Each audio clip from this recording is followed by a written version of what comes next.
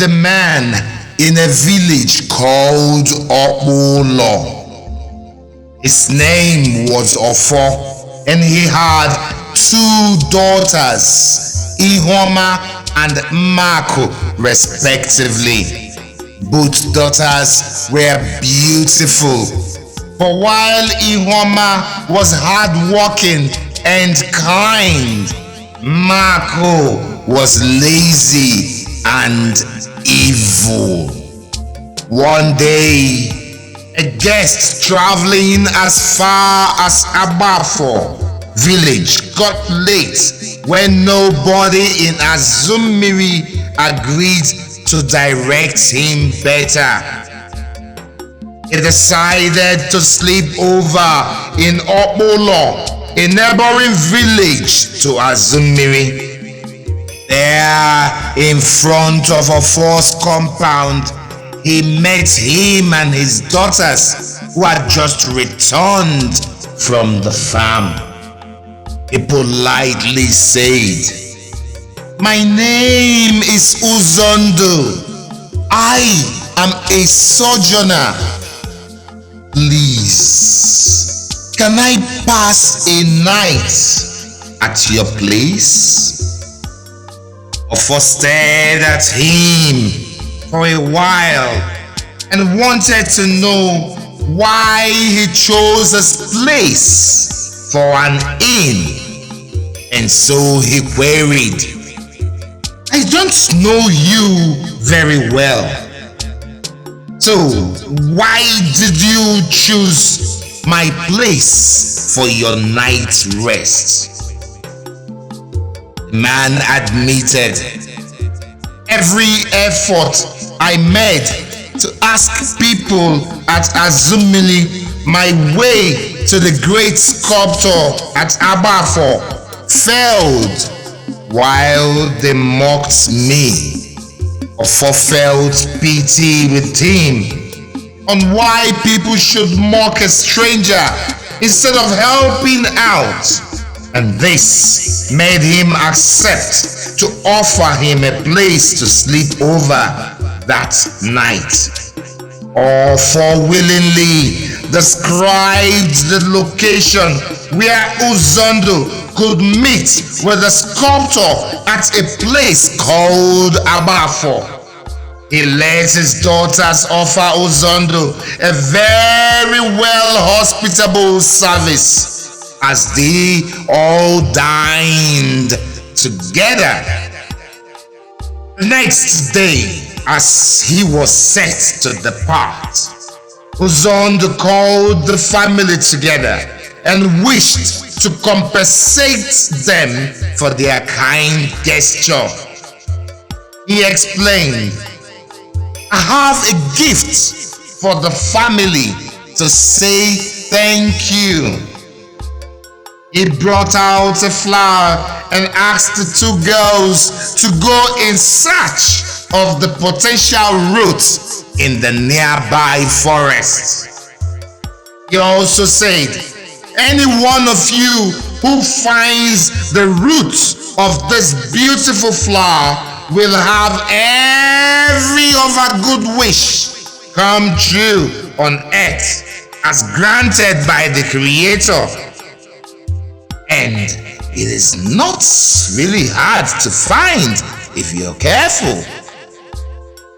The 2 girls accepted the flowers and went in search of the roots as their father prayed for their success when they toured into the forest. People who mocked at Uzondo while asking for his way to Abafo village later heard about the quest he had sent Ihuoma and Nmaku to. They gossiped over it, and they made a mockery out of it. Some even out of jealousy went to report to Dada Jiwoba, Ofor's sister. One of them, named Urena, frantically uttered, Dada Jiwoba, so you're here. Quiet, while a ghost came to deceive your brother to take away his 2 daughters. Hey, does he have any hope of marrying a new wife or what? Dada Ihuoma, he has shallow understanding of the real story, frowned, screamed, and fidgeted over such attitude from her brother. I am going right away to meet him in his house. The entire village will gather for us today, she mildly threatened as she headed off to Ofor's house at once. Took the girls days to get close to their quest.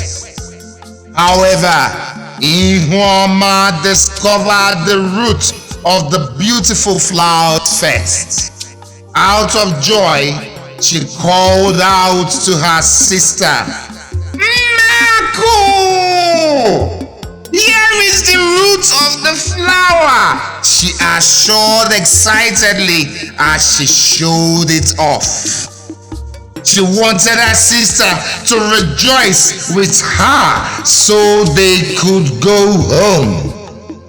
She never knew the heart of her sister was bitter and evil at that moment. Her sister became jealous, but pretended as if she was happy with her. That is beautiful, but I can still find mine, she suggested. Ihuoma declined, for it would be of no use since they are same and would only serve one purpose. On their way back home, they got near a river, Ihuoma, which they had earlier crossed. Nmaku requested Ihuoma to help her get some drinking water as she was thirsty. Ihuoma, being the elder and braver one, did not hesitate.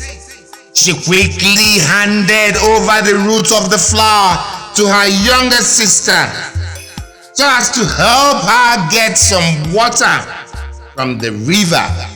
But as Ihuoma tried to bend over, Nmaku pushed her into the river to drown.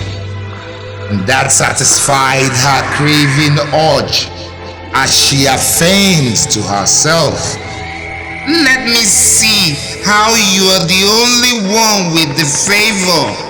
Is it because you are named Ihuoma?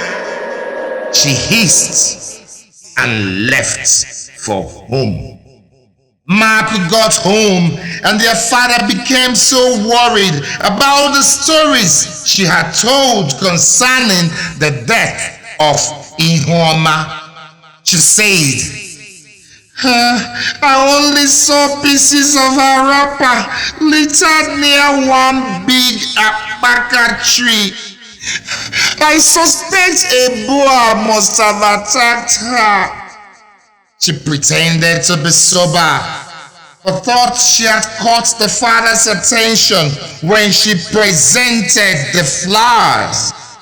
The good news is that I came home with a success story and I can make wishes come true, she added. Their father lamented in deep regret and said, I can't possibly lose any of my children to have a wish come true. None of my offspring is worth it. I thought the stranger said this was a token of appreciation, but now it has cost me more pain than joy. Meanwhile, the family mourns the death of Ihuoma, having sought after her a few times and couldn't get any trace to her. Then everything good began to flow into the hands of Nmaku as she proclaimed her wishes. One day after, a wine tapper, Omerekwe, was on a wine tapping adventure in the forest. He eventually heard a voice singing a tragic lullaby just as he approached the Ihuoma.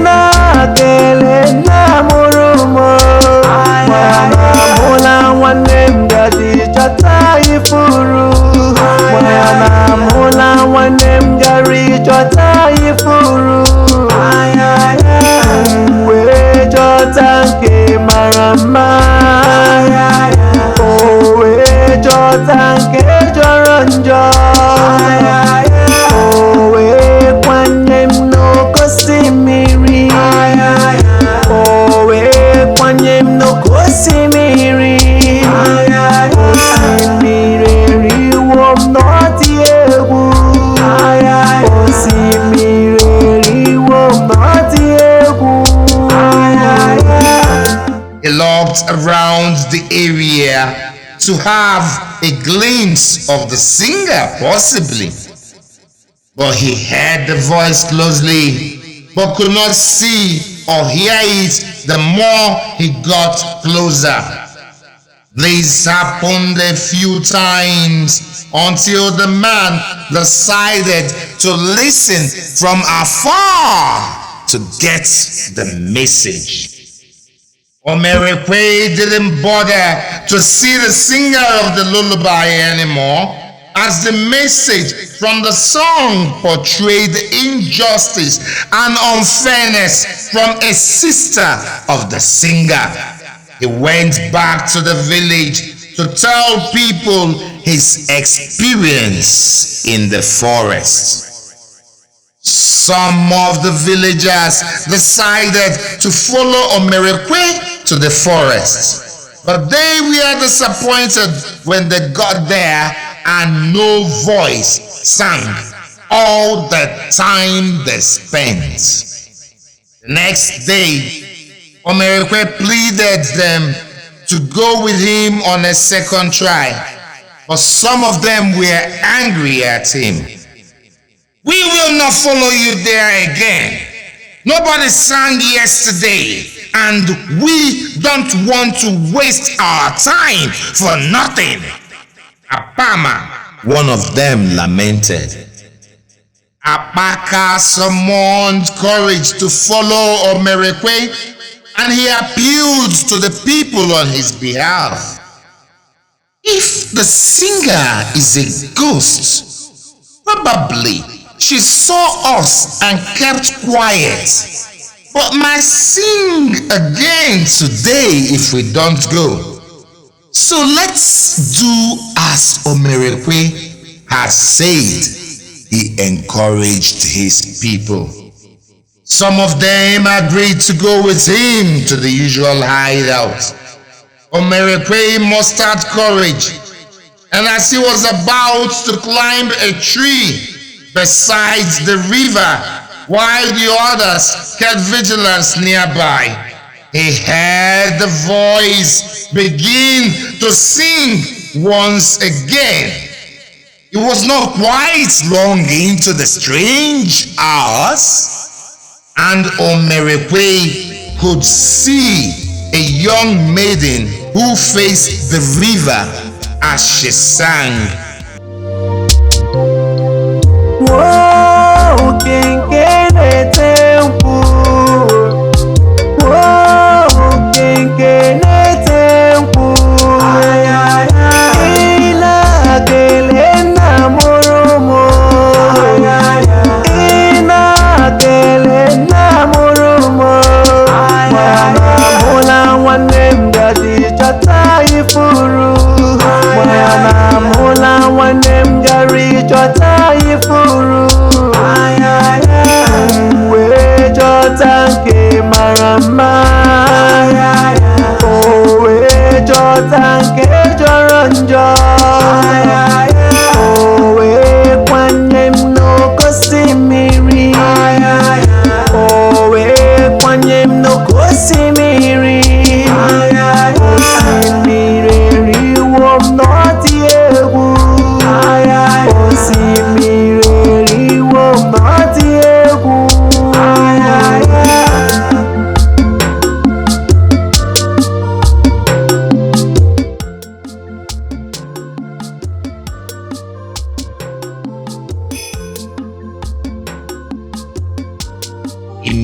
Immediately after the session, they all went home sober and filled with a suspicion that perhaps Ihuoma lives on.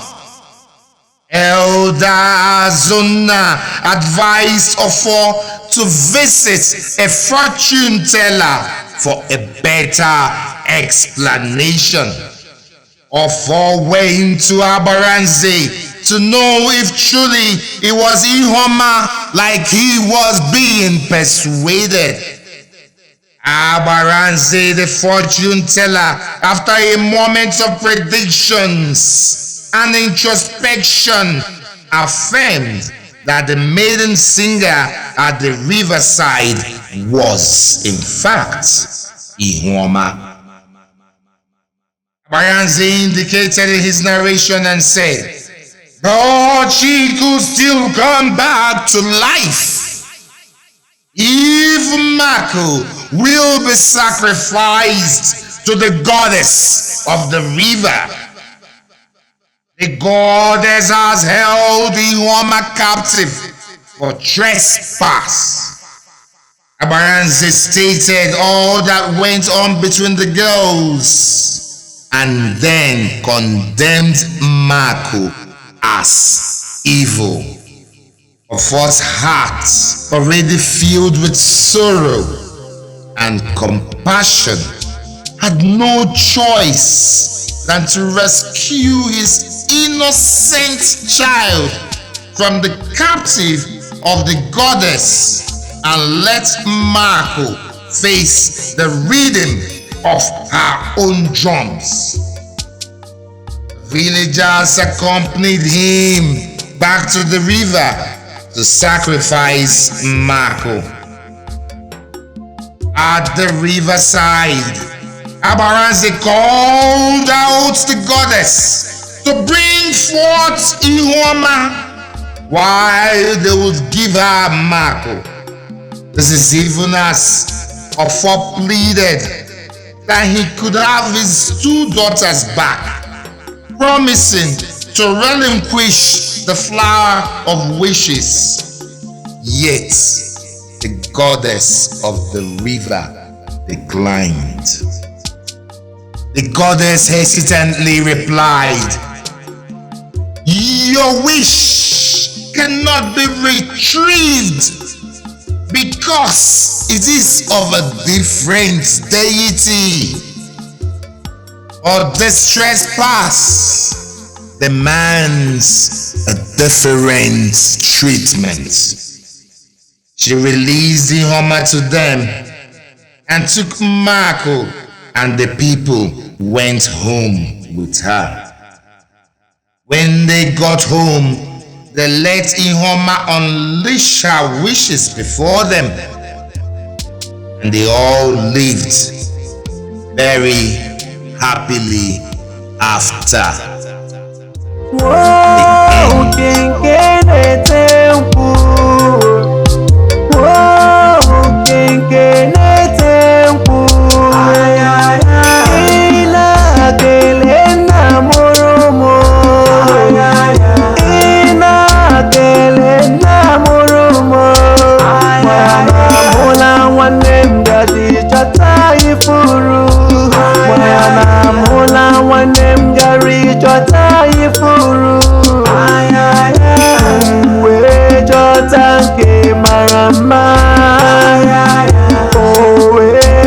Thank